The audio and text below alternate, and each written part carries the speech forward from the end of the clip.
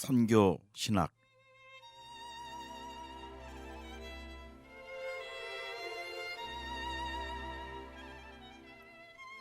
일본 선교를 배운다.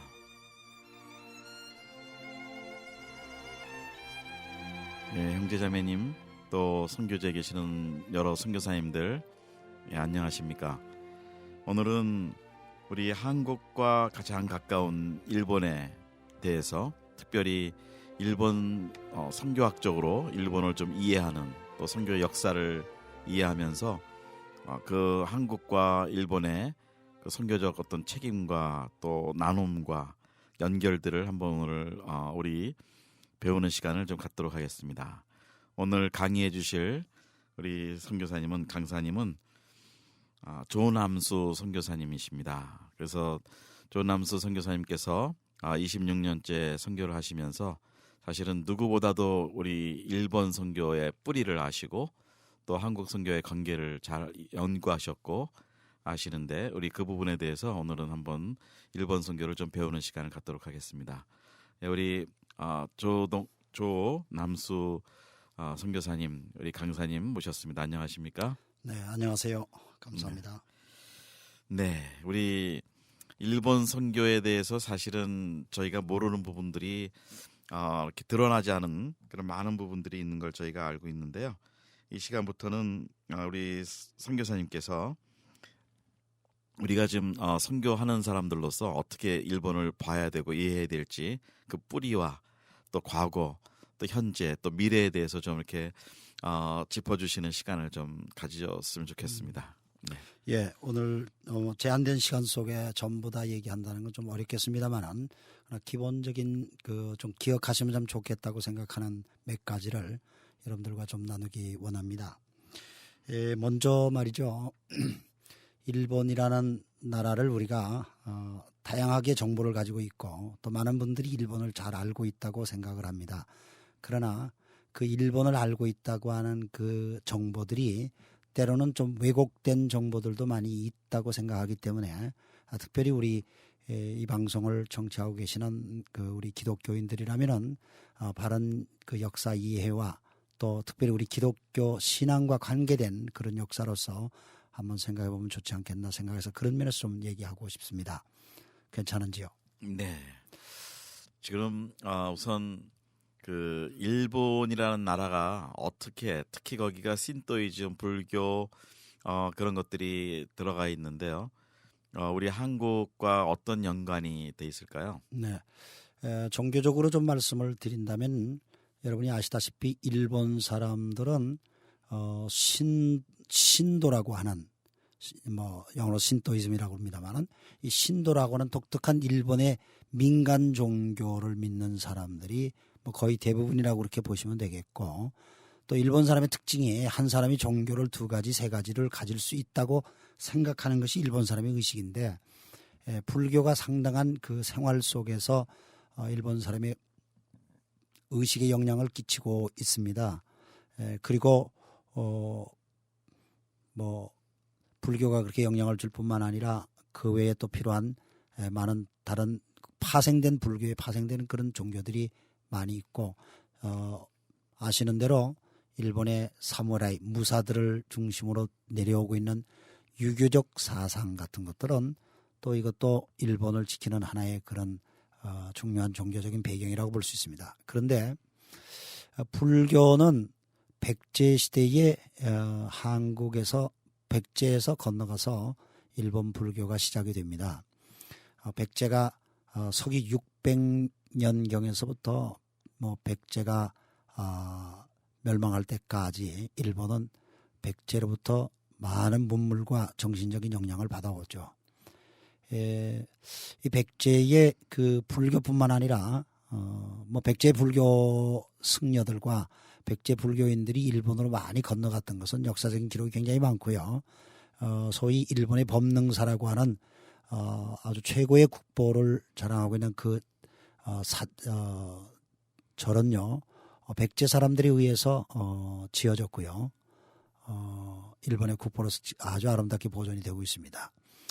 이렇게 일본 불교가 아주 오래전부터 백제로부터 영향을 받아서 뿐만 아니라 그 시대에 한국의 전라남도 영암 사람 출신인 왕인이라고 하는 어른이 일본의 소위 천자문과 일본의 문화 발전을 위해서 공헌을 합니다. 그래서 이 왕인이라는 어른이 상당히 그때부터 백제 시대 때부터 일본에 영향을 끼쳤던 눈으로 오늘날까지 역사 속에 길이 남겨져 있는 분인데, 일본인들의 가장 의식이 생활화되는 데 영향을 끼친 것은 이 불교인데, 불교가 백제 불교에서 시작됐다는 것이죠. 그리고 일본인들의 소위 정신 구조에 영향을 끼쳤다는 것이 유교인데, 이 유교가 풍신수길, 일본말로 하면 도요토미 히데요시라고 하는 시대에 일본이 조선 공격을 하게 되고, 그때 일본에서 온 많은 일본 군인들이 한국을 침략하고 조선을 많이 침략해서 당시에 한양까지 이렇게 올라가기도, 특히 부산을 중심으로 한 동네 지역에서 많은 사람들이 죽기도 하고 그랬습니다. 그때 당시에 들어왔던 일본 군사들 중에는 우리가 잘 기억하고 있는 그 고니시라고 하는 사람인데, 한국말로는 소서행장이라고 그러죠. 이 사람이 캐톨릭 신자입니다. 이미 일본에는 아주 오래전에 450년 전에 캐톨릭이 들어와서 사비에르라고 하는 선교사가 들어와서 일본을 많은 사람들이, 특히 일본 무사들이 캐톨릭 신자가 많았고요. 그래서 그 사람들 중에 고니시라고 하는 사람이 한국 정벌 하는데 파송을 받게 됩니다. 그때에 일본의 소위 우리로 말하면 군목과 같은 신부를 모시고 한국으로 들어가게 됐고, 그것이 한국 캐톨릭의 역사의 큰 하나의 발자취로 기록되어져 있고요. 그 이후에 그 일본 군인들이 조선에서 철수를 하는데, 철수할 때에 아주 조선에서 많은 사람들을 데리고 일본으로 건너갑니다. 건너갈 때 따라온 사람들 중에 이태계 선생님의 제자들이 따라오기도 하고요. 강제적으로 끌려오는 거죠. 그래서 그분들이 와서 일본에서 유교를 전파합니다. 처음에 유교를 전파할 때 그분들은 소위 그 당시에 일본에 있는 학자들이라면 불교의 승려들인데, 불교의 승려들과 이제 종교라든가 인생관이라든가 철학에 대한 토론을 벌이게 되고, 당시의 유교학자들, 주자학자들이죠. 이분들이 그 승려들에게 감동을 끼치고, 이 승려들이 많이 유교로 개종을 합니다. 이런 그 유교적 사상이 일본에 상당히 영향을 미칩니다. 이 영향을 미치는 건, 유교는 철저하게 주종의 관계가 확립이 된 그런 조상을 귀하게 여기고 하는 그런 의식이 있는데, 그 의식과 그 생활 풍습 이런 것들이 일본에 지금도 남아있다고 한다면 아마 소위 야쿠자의 세계라든가 또 일본 사람들의 직장 생활에서 아마 그런 걸 볼 수 있지 않나, 그렇게 생각됩니다. 그것이 소위 일본 사람들이 일본인이 도대체 뭐냐 자기 스스로 대답하게 하는 게 무사도 정신입니다. 사무라이 정신입니다. 니토베라고 하는 사람이 일본의 유명한 옛날에 국제 연맹의 사무총장을 지냈던 니토베라는 사람이 미국에 유학을 와서 미국 사람들이 물었습니다. 일본 사람들은 도대체 뭐가 삶의 기준이냐. 그가 크리스찬이 되어 있었습니다만은 도대체 자기가 일본 사람으로 태어나서 자랐는데 어떤 것이 일본 사람들을 움직이는 가치관을 결정하느냐. 솔직히 일본인의 아이덴티티가 뭐냐.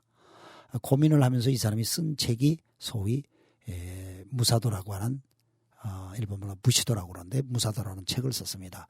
영어로 썼습니다. 근데 이 책이 지금까지 19세기에 쓴 책인데 지금까지 그게 아주 일본 사람들한테 많이 읽혀지고 있습니다. 한국말로 번역되어 있는 걸로 알고 있습니다. 그런데 이게 짤막한 책인데 그 책을 보면 전부 다 그 유교적 사상으로 되어 있습니다. 서양 사람들은 하나님 앞에 선과 악으로 모든 것을 구별합니다. 그러나 일본 사람들은 그 무사도 정신에 의해서 모든 걸 구별한다는 거예요. 그게 일본인의 정체성, 아이덴티티라는 거죠. 이런 것들이 전부 다 유교 사상에서 들어온 거예요.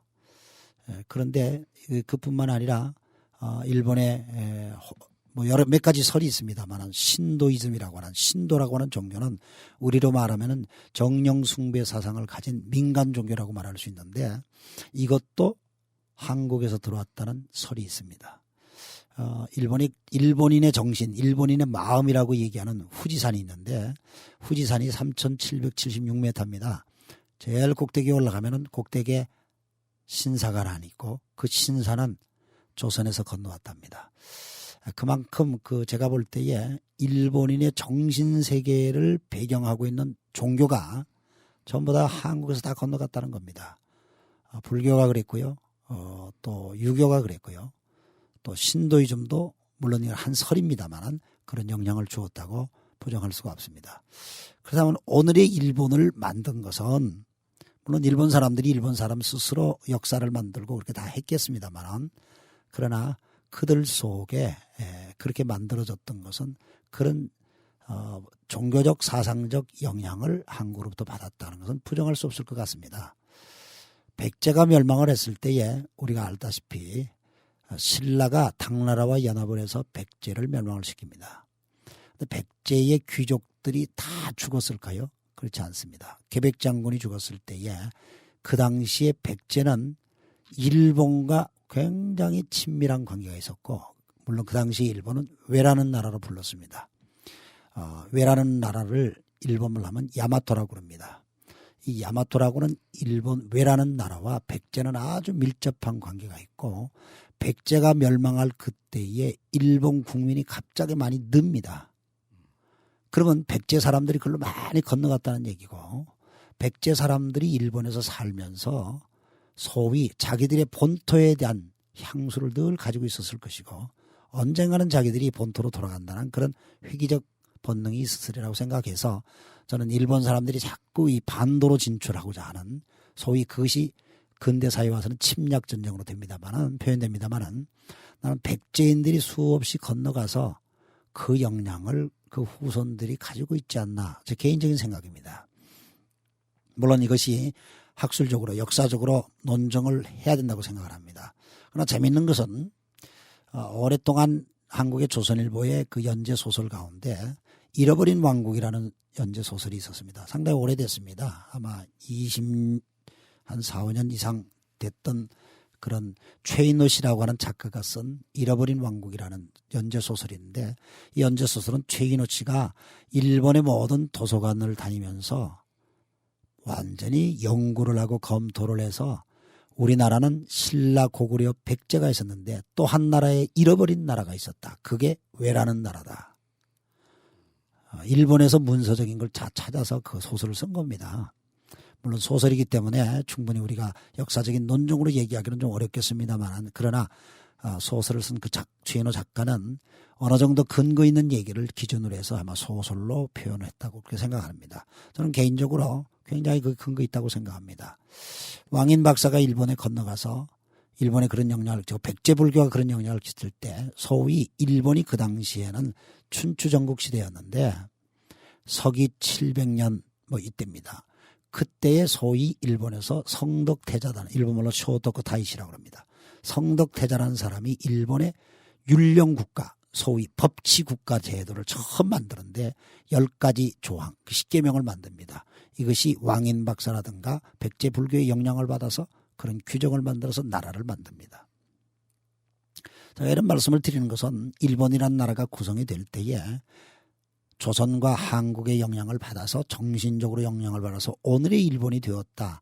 그리고 과거에 그런 역사가 있었기 때문에 반도를 진출하려고 하는 침략하려고 하는 그런 것도 거기에서 나올 수 있지 않겠는가.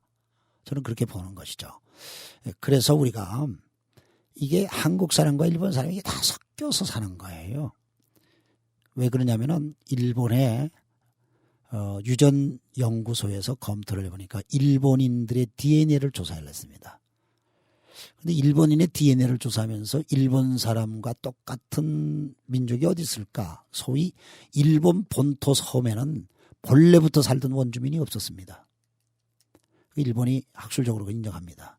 본래부터 일본에 살던 일본 사람들은 북해도 지역에 야이노족이 있었고요.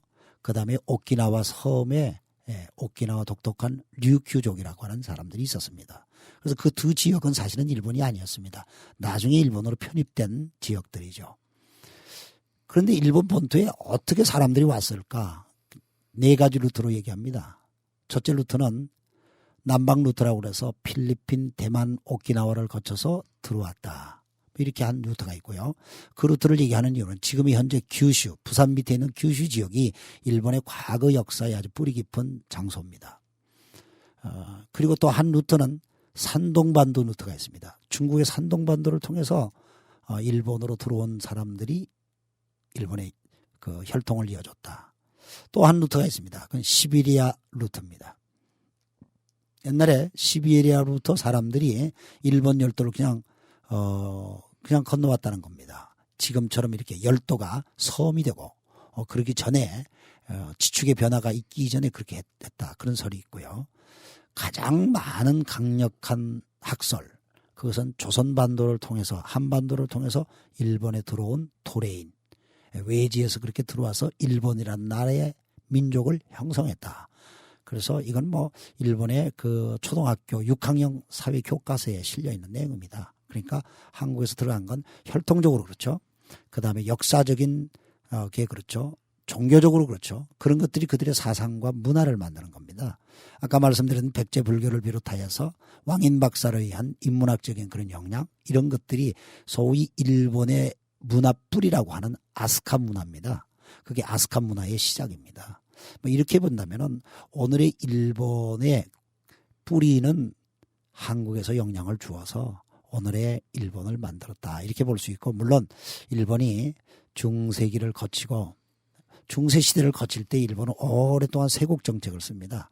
여러분 아시다시피 일본의 그 오다 노부나가라는 사람이 일본 전국시대 전국을 통일하는 일을 했고요. 그 다음에 우리가 잘 아는 풍신수기라는 토요토미 히데요시라는 사람이 조선 침략을 하지 않습니까? 그 사람이 조선 침략을 할 때에 소서행장을 보내고 그들이 들어올 때에 많은 조선 사람들을 데리고 들어옵니다. 그들이 침략해서 가서 보니까 조선이 너무 아주 발전된 문화를 가지고 있어요. 왜냐하면 자기들은 질그릇을 쓰고 하는데 조선에 가보니까 도자기 그릇을 쓰고요. 그들은 뭐 인쇄소 그릇이 한데 저 사람은 활판 인쇄가 있고요. 뭐 깜짝 놀랍니다. 그래서 그런 기술자라든가 엔지니어 이런 사람들을 막 전부 다 일본으로 데리고 오게 됩니다. 철수할 때에. 그래서 일본 문화를 굉장히 발전시키죠. 그 사람들이 들어와서. 여러분들도 아마 아실 겁니다. 심수관이라고 하는 도자기 어른, 이 심수관이라는 그 어른이 아직도 그 대를 이어서 일본에서 일본의 국보입니다. 도자기 장인으로서 일본 문화를 이어가고 있죠. 뭐 이런 역사들을 볼 때에 일본이 물론 스스로 발전시킨 게 많이 있겠지만은 그러나 시작과 발전에 많은 조선과 한국의 영향이 있었다는 것은 부정할 수 없는 그런 일일 것 같습니다. 그런데 이런 역사적인 것을 왜 우리가 알아야 되느냐? 물론 한국과 일본이 함께 하기 때문에 뭐 알 필요도 있다고 생각합니다만, 그러나 이제 제가 중요한 것은 우리가 선교적인 입장에서 우리가 생각할 때 전부 다 이렇게 우리가 전부 다 한국에 전부 다 이렇게 갔습니다. 그런데 기독교만은 좀 달라요. 기독교는 우리 한국 기독교는 프로테스탄트를 얘기합니다. 한국 기독교는 만주 지역에서 서상륜이라는 어른이 예수를 믿게 되고 또 로스 선교사와 함께 성경 번역을 하는 것을 우리 알고 있습니다. 많은 그 분들이 또 한 분 기억하실 겁니다. 일본에서 예수를 믿게 된 이수정이라는 어른입니다. 이 이수정이라는 어른은 1882년 일본으로 가셔가지고요. 소위 그 당시에 우리나라의 개혁파라고 할 수 있었던 박영효라는 어른, 김옥균 뭐 이런 어른들 기억할 겁니다. 그분들과 함께 일본을 건너가서 이수정이라는 어른은 소위 일본에 있는 농업정책에 대해서 연구를 하고 또 농업정책에 대해 개화된 것을 배워서 조선을 개화시키겠다고 하는 그런 뜻을 가지고 건너갔는데, 가서 그 당시에 일본 농업정책을 담당하고 있었던 소위 농림부 장관이라고 말할 수 있는 일본의 대표가 즈다센이라는 사람입니다. 이 즈다센이라는 사람은 선교사를 통해서 크리스찬이 되어 있었고요. 그 즈다센의 집을 방문했던 이수정 어른이 응접실에 걸려있는 족자를 보고 깜짝 놀랍니다. 그것은 족자 속에 쓰여진 내용을 번역하면은 심령이 가난한 자는 복이 있나니라 하는 그런 말씀이었습니다. 이수정이라는 어른이 그 말씀을 읽을 때 굉장히 충격을 받습니다. 도대체 이렇게 귀한 말을 어디서 알았습니까? 물었을 때 이게 내 말이 아니고 성경에서 가리키는 말입니다. 그렇게 해서 이수정 어른이 성경에 관심을 갖게 되어서 한문으로 성경을 공부하고요. 신앙 고백을 하고 뭐 이런 것을 통해서 이분이 예수를 믿게 됩니다. 그래서 1883년 4월 달에 일본 로키조라는 교회에서 일본인 목사한테 세례를 받는 최초의 한국 크리스찬이 됩니다. 이분은 크리스찬이 되면서 느꼈던 것은 우리 조선이 발전하려면 선교사가 빨리 들어와야 되겠다. 농업정책 이전에 선교사가 들어와야 되겠다. 이런 생각을 하시고 선교사들에게 우리 조선이란 나라를 기억해달라는 편지를 씁니다. 중국과 일본 사이에 있는 이 조선 나라를 누가 꼭 기억해 주시고 이 편지를 읽는 사람은 하나님이 주시는 영적 부담감을 가질 것이고 꼭 조선으로 오리라고 믿습니다. 하나님 이 편지를 내고 당시 일본 요코하마에 와 있던 서양 선교사들이 그걸 번역을 해서 미국의 선교 잡지에 실리게 되고 그 선교 잡지에 한 조선인 이수정의 글을 읽었던 미국의 당시에 언더우드와 아펜셀러 신학교 졸업한 학생들이었습니다. 두 사람이 도전을 받고 이 편지를 적어준 이수정이라는 사람을 우리가 만나야 되겠다 하고 그들이 조선 선교를 위해서 미국을 출발하죠. 그래서 그들이 이수정을 만나기 위해서 일본 요코하마 항구에 들려서 이미 이수정이 번역해놓은 마가복음이라는 쪽복음을 가지고 그리고 이수정에게 간단한 기초적인 조선어를 배워서 제물포 한국 인천으로 들어간 것이 한국 개신교 역사의 시작입니다. 그러고 보면은 많은 문물들이 예를 들면 일반적인 문물들도 조선 땅에서 한국 땅에서 일본으로 건너간 게 많습니다. 두부, 김 이런 것들이 전부 다 한국에 다 건너가. 음식 문화도 그럴 뿐만 아니라 생활 문화가 그렇게 많이 다 건너갔습니다.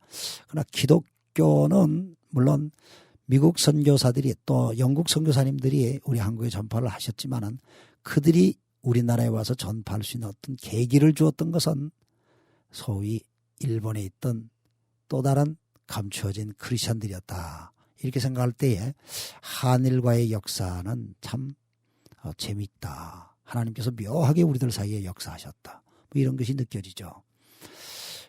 우리가 그런 의미에서 이 선교 신학적으로 저는 생각하면은 우리가 선교는 사람이 하지만은 하나님이 하세요. 하나님이 하신데 역사적으로 볼 때도 로마가 선교화가 될 때에 로마가 복음화가 될 때는 소아시아의 사람들을 통해서 로마 복음화에 하나님 많이 쓰셔요. 사실 로마가 세계를 지배하지만은 그러나 그리스 문화로서 그 문화가 바뀌어지지 않고 그리스 문화가 그대로 유지하죠. 그래서 저는 일본이 우리를 지배했던 식민지 과거 역사가 있었지만은 그러나 일본 속에 우리가 복음으로서 전거되어 하나님께서 이루시는 일을 하게 하기 위해서 그런 묘한 역사들을 통해서 우리에게 간섭하지 않으셨는가 그런 생각을 하게 됩니다.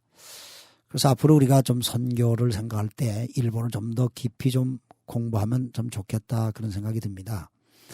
이런 가운데 일본 선교를 해야 될 이유들을 우리가 인종적으로 아까 제가 DNA를 조금 말씀드리다 말았습니다만은 일본 DNA 연구소가 조사를 하니까 중국 사람들하고도 틀리는데 한국 사람들하고 일본 사람들하고 DNA 거부 반응이 없는 거야. 거부 반응이 없어요.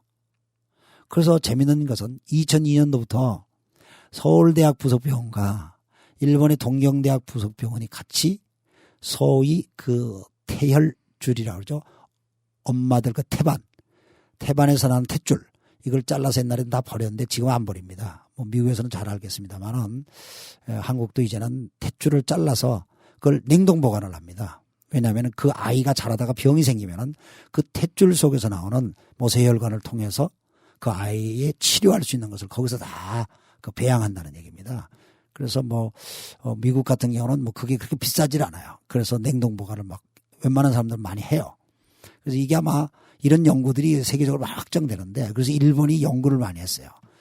자기네들하고 맞는 사람을 아무리 찾았는데 세계에서 다른 민족하고는 찾아오는데 한국 사람하고는 저항이 전혀 없는 겁니다. 그래서 서울대 부속병원, 동경대 부속병원이 양쪽의 산모들이 끄는 탯줄 그 모세 핏줄을 서로가 교환해서 저항 없이 서로 할 수 있다는 거. 그러고 보면은 이 혈통적으로 서로 섞여 있다는 걸 우리 충분히 감안할 수가 있습니다. 양심적인 일본 학자들 어떤 분 얘기를 우리의 몸속에 한 80%는 한국 사람 피가 흐른다. 뭐 이런 얘기를 해요. 저는 그게 동의합니다. 그래서 우리가 일본을 할 때 잃어버린 우리 형제다. 그리고 또 잃어버린 우리 왕국이다. 우리의 또 다른 분신이다. 우리의 문화다. 우리의 정신이다. 충분히 저는 그렇게 말할 수 있다고 생각합니다. 자, 그런 면에서 우리가 일본 선교를 할 때에 가장 지금까지 일본을 향해서 모든 문화와 문물과 생활 습관과 뭐 이런 것들이 대륙을 통해서 반도인 우리나라를 통해서 이렇게 일본 섬나라로 전파되었는데 전파되지 않은 건 기독교잖아요. 기독교만 전파되지 못했어요. 소위 일본은 기독교를 전파를 우리보다 한 30여 년 먼저 받아들였다는 경험이 있고 또 이론 신학과 교회 역사는 그렇게 깊어요. 그러나 교회를 부흥시키고 소위 이교적인 문화 환경, 우리 한국어 말하자면 불교와 유교와 미신의 나라가 기독교의 나라로 바뀌었던 선교의 경험, 부흥의 경험, 이런 것들은 하나님께 우리에게 주신 놀라운 축복이면서 동시에 거룩한 선교적 부담이라고 저는 생각합니다. 그렇다면 지금까지 그런 부흥의 복음을 일본에다가 좀 심지 못하고 전하지 못했던 것으로 우리가 생각한다면 적극적으로 해야 되지 않겠느냐. 근데 저는 또 한 가지를 더 여기서 첨가해서 말씀을 드리자면 구속적 신학적 입장에서 그렇다는 얘기입니다. 복음은 용서에서부터 시작됩니다. 복음은 용서입니다. 우리의 죄를 용서하시고 십자가 지신 우리 예수님. 그게 복음이고 부활하신 그 예수님이 우리를 하나님 자녀 삼아주시고 그게 복음입니다. 그렇다면 선교는 이 십자가의 구속의 복음을 전하는 게 선교인데 일본 민족에게 십자가 구속의 복음을 말할 수 있는 민족이 세상에 어디 있겠습니까? 원자폭탄을 터뜨린 미국이 많이 해왔습니다. 그동안. 선교사들이 미국 사람들이 원자폭탄을 터뜨렸기 때문에 미안하다는 생각에서 메가더 장군이 미국 선교사를 많이 불러들였습니다. 그런데 그들이 미국 선교사들이 선교하는 것도 굉장히 귀한 사역을 참 많이 하셔서 오늘날까지 일본 교회를 유지했다고 해도 과언이 아닙니다. 그러나 한국 선교사들은 과거 역사 속에 우리 한국 사람이 일본에 당했습니다. 이름도 빼앗겼습니다. 말도 빼앗겼습니다. 우리의 재산도 몰수당하고요. 우리의 청춘도 심지어 우리의 몸도 빼앗겼습니다. 짓밟혔습니다. 그런데 우리가 십자가 예수로 말미암아 예수를 믿고 보니 어떤 것도 우리는 용서할 수 있다 하는 그리스도의 사람이 되어서 그렇게 사는 것 자체가 선교적인 삶입니다. 그래서 일본 선교는 우리 한국 민족에게 준 어떻게 보면 말의 표현이 좀 그렇습니다만 숙명적 하나님의 뜻이라고 저는 이해를 합니다. 반드시 해야 될 선교. 우리가 넘고 가지 않으면 안 될 사마리아. 그래서 좀 더 우리가 일본 선교를 생각하는 선교 신학적 입장에서 새롭게 한번 생각하면 좋지 않겠는가. 뭐 이렇게 말씀드릴 수 있다고 생각하겠습니다. 여러 가지 좀 시간이 제한됐습니다만 제가 일방적으로 좀 얘기를 쭉 진행했습니다만 어떠신지요? 네. 제가 볼 때는 저희가 그 말씀 중에 보니까 영적으로는 우리 불교와 유교를 전했던 우리 조상들의 그 문제들 그것이 이제 우리가 좀 책임을 다시 져서 또 아까 임진왜란 중에 그 군사들하고 왔던 그 군종들 그분들이 이 캐톨릭을 믿었던 그런 분들이고 그래서 어떻게 보면 그분들이 와서 또 이렇게 우리 평신도들한테 전도도 했다라고 얘기를 이제 아까 해주셨는데요. 자 그러면 이제 일본 선교의 키가 아직까지는 그 모든 그 고고하게 내려오던 장구하게 내려오는 종교적 역사에서 특히 불교가 정치와 굉장히 연결이 돼 있는 거로 이렇게 알고 있습니다. 아까 말씀하신 중에 그 승려들이 이게 정치 지도자들하고 많이 연결이 된다고 얘기하셨는데 그 형태가 지금도 저희가 현대 선교를 할 때는 불교를 일본 불교를 좀 더 이해해야 되지 않을까라는 생각이 들기도 하고요. 예. 또 지금도 무슨 그 야스쿠니 신사라든지 이런 데 가서 자꾸 참배한다 이런저런 걸 보면 아주 그 오피셜리 대놓고 종교와 정치를 연결을 시키는 모습들을 보는데요. 네. 네, 그 불교를 일본 불교를 어떻게 이해하고 그 불교의 문화에 젖어 있는 사람들한테 어떻게 기독교를 전해야 될지요. 네네. 일본의 불교는 사실 일본 국가가 기독교 로마 카톨릭을 박해하기 위해서 정책적으로 키웠던 종교가 불교입니다. 물론 아까 말씀드렸던 백제 불교가 뿌리를 내리면서 일본 독특한 불교를 형성해서 한국의 불교와는 조금 다른 여러 종파들이 일본에서 많이 나왔고 또 일본에만 있는 그런 불교의 형태도 있습니다. 한국에도 이미 소개되어 있지만은 창가학회, 남묘호랑개인교죠. 그 일본 독특한 또 불교의 형태를 가지고 있는데 이런 일본 불교가 일본의 생활 속에 굉장히 뿌리를 내려서 그것이 하나의 사회의 흐름으로 되어 버렸습니다. 더군다나 사람이 죽음이라고 하는 것은 삶에 있어서 마지막 종점인데 일본 사람들이 죽음에 대한 생각을 많이 할 때는 불교를 꼭 생각하게 됩니다. 현재 일본 불교가 모든 장례식을 거의 관장한다고 봐야 됩니다. 한 95% 정도의 사람들이 불교식으로 장례를 갖고 그리고 일본 사람들이 묘지를 할 때 전부 다 화장을 해서 묘지를 갔는데 그 화장한 묘지가 전부 다 불교 절간 안에서 절간에 불교가 관리를 합니다. 뭐 그러다 보니까 일본인의 사생관에 영향을 끼치는 거죠.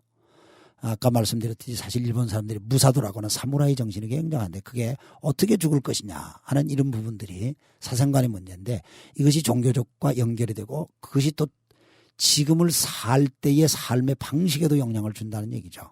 그러다 보니까 그런 부분들에 대해서 일본 사람들은 윤회적인 사상이 참 많아서 내세를 그렇게 보는 거죠. 죽어서 그렇게 온다. 뭐 이런 생각 속에서 일본 사람들은 생각도 하고 자기 생활 속으로 그렇게 합니다. 그런데 최근에 일본 정치인들이 여러 가지 그 야스쿠니 참배를 한다든가 하는데 이 야스쿠니 참배, 신사 참배는 신도이즘이죠. 원래 야스쿠니 신사는 우리 한국식으로 이해하면은 뭐 현충원하고 비슷하게 이해하면 좋을 것 같습니다. 국가를 위해서 전쟁을 하다가 죽었던 사람들의 영령을 모셔놓은 것이라고 말합니다. 야스쿠니 신사가 본래 아주 옛날부터 있었던 게 아닙니다. 명치유신 이후에 야스쿠니 신사를 만나요. 특히 러일 전쟁, 일본이 청일 전쟁과 러일 전쟁을 승리로 이끈 다음에 일본이 아주 무장하게 되죠. 소위 제국주의가 됩니다. 그래서 그 이후에 국가를 위해서 죽은 사람들을 한 군데 모아서 우리가 좀 모시자. 신도이즘은 모시면 모든 사람이 다 신이 됩니다. 사람이 죽으면 다 신이 된다. 그렇게 하니까 그들을 모시면서 그렇게 한 것이 이게 야스쿠니 신사라고 하는 곳인데 이 정치인들이 특히 중심이 되어서 야스쿠니 신사에 정기적으로 참배함으로 인해서 소위 정치적인 제스처를 한다고 볼 수가 있습니다.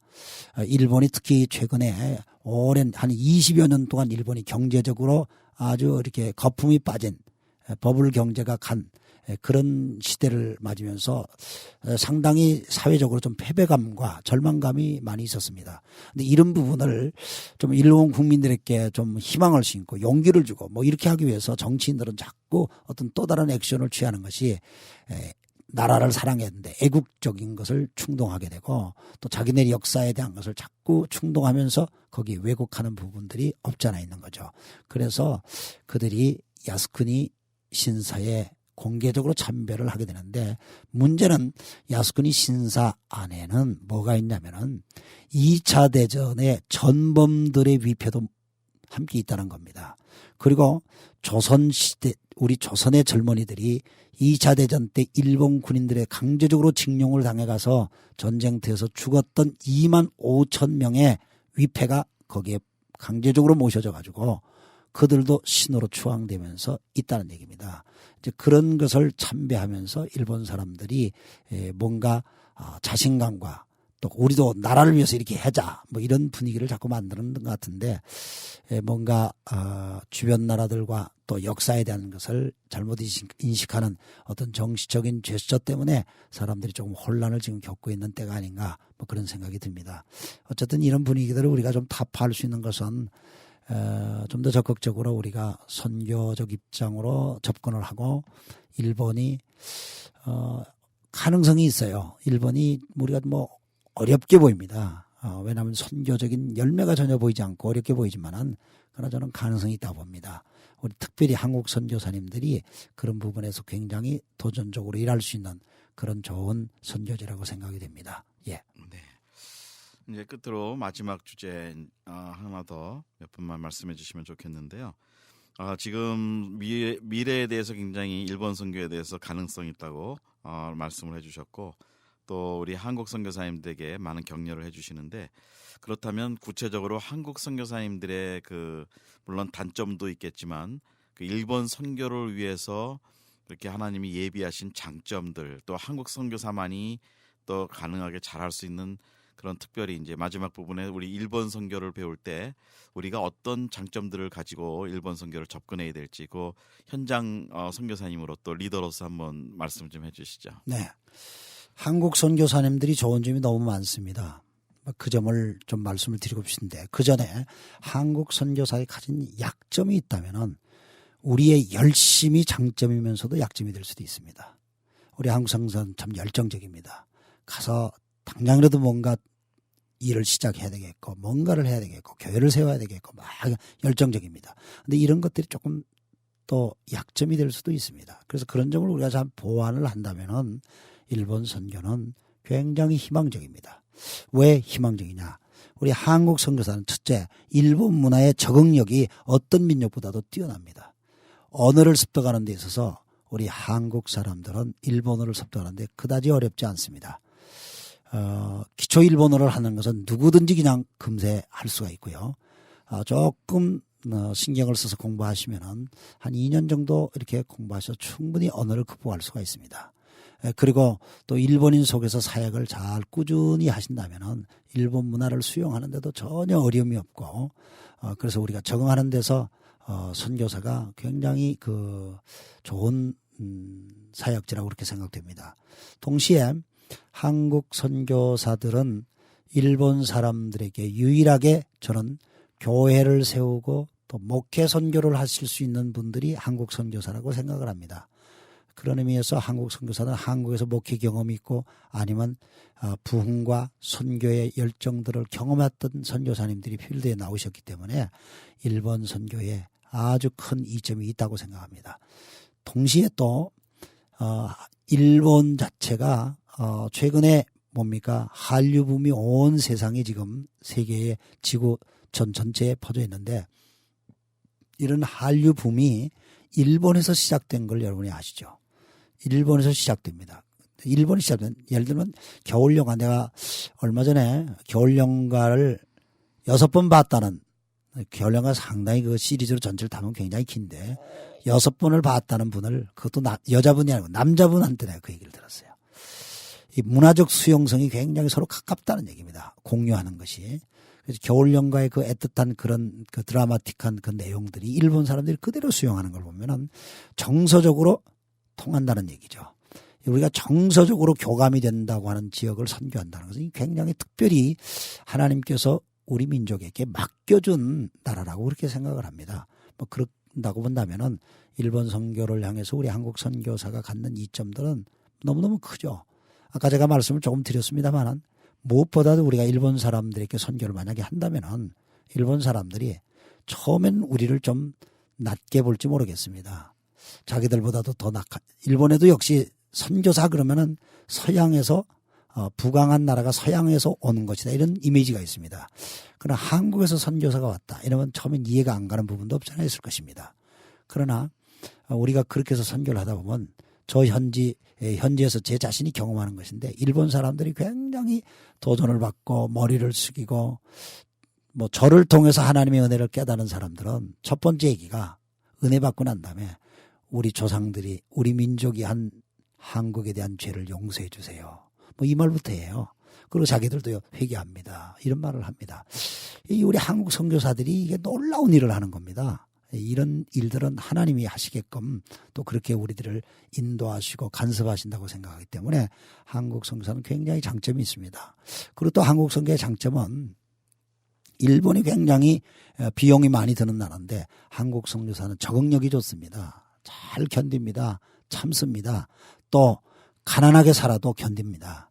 우리는 서양 사람들처럼 다 조건을 다 갖추지 않더라도 우리는 선교하려고 하는 그런 열정이 있습니다. 그래서 일본이 비용이 많이 드는 것 같지만 그러나 우리가 일본에 와서 그저 기본적인 생활을 유지하면서 나는 복음 전거해야 되겠다는 그 생각만 있다면 얼마든지 일본에서 그런 걸 할 수 있고요. 그리고 또 일본 나라가 아주 못 사는 나라는 또 아니기 때문에 일본 사람들이 선교가 되어지고 거기서 믿는 분이 나오고 주님의 교회를 섬기는 분들이 헌신된 분들이 나오기 시작하면 그분들을 통해서 선교사님들을 돕게 하는 그런 일을 해서 그런 제자들이 많아지면 일본에서 자비랑 선교가 충분히 가능한 것도 하나의 메리트라고 할 수 있다. 뭐 하나의 이점이라고 그렇게 표현할 수 있다고 저는 생각을 합니다. 그래서 한국 선교사님들이 지금 많이 있긴 합니다만은 그러나 충분히 일본 사람에 대한 선교가 숫자적으로 그렇게 많지 않으니까 좀 더 적극적으로 일본인들을 향한 선교하는 그런 역사적인 경위를 이해하고 그리고 오늘의 선교적인 사명에 좀 확실하게 자신을 갖고 이렇게 증거할 수 있는 인격적으로 좀 준비된 선교사님들이 온다면은 일본 선교에 아주 적합한 그런 하나님의 일꾼이라고 믿습니다. 그런 의미에서 소망을 갖고 또 미래적인 비전을 가졌습니다. 네. 자, 이제 마무리 시간이 되었습니다. 오늘 우리 조남수 선교사님 모시고 우리 일본어를 배운다 선교신학 시간을 가졌습니다. 아마 우리가 가지고 있었던 어떤 일종의 편견 같은 것이 이번 시간을 통해서 좀 바뀌어지고 또 소망이 있었으면 좋겠습니다. 우리 끝으로 마무리를 하시면서 좀 일본 말로 일본을 축복해 주시는 기도로 하면서 좀 우리 또 지멘 방송도 축복해 주시면서 마무리 좀 해주시겠습니까? 네, 네. 제가 그럼 일본 말로 한번 기도하겠습니다. 아이스르 텐노 치나르 카미사마 尊い主の皆を心から賛美いたします。神様が世界の中に韓国の民族と日本民族を作ってくださいますけれども、歴史から見ると同じ民族であり、同じ血のつながりがあると、もちろん私たちが遡るとアダムの子孫として作られたことを覚えて、私たちは一つであることを感謝しますが、不幸な歴史の中で私たちが植民地の歴史があり、また日本人がどのようなことをしたのか、いろんな歴史なことはありますけれども、神様がお互いに主イエスキリストのうちに一つであることを覚えさせてくださり、信仰によって一つになり、神の国を作り、主イエスキリストの渡来を待ち望むことができますように、主の教会である韓国の教会でも日本の教会でも同じように祝福して、神の家族として共に用いてくださいますようお願いいたします。韓国人と日本人が一つになれば世界選挙に大きな証になると思うんです。迫害した人、迫害された人が許し合い、愛し合い、世界選挙に出ていくことこそ神の御胸ではないんでしょうか。神様がそれぞれを祝福して用いてくださることを心から祈ります。感謝します。主の皆を賛美します。主イエスキリストの尊いお名前を通してお祈りをいたします。アーメン。 네, 우리 많은 청취자님들 오늘도 이 선교 신학을 아마 즐기셨을 것입니다. 우리 다음 주에 다시 찾아뵙도록 하겠습니다. 진행의 김정한 선교사였습니다. 감사합니다. 감사합니다.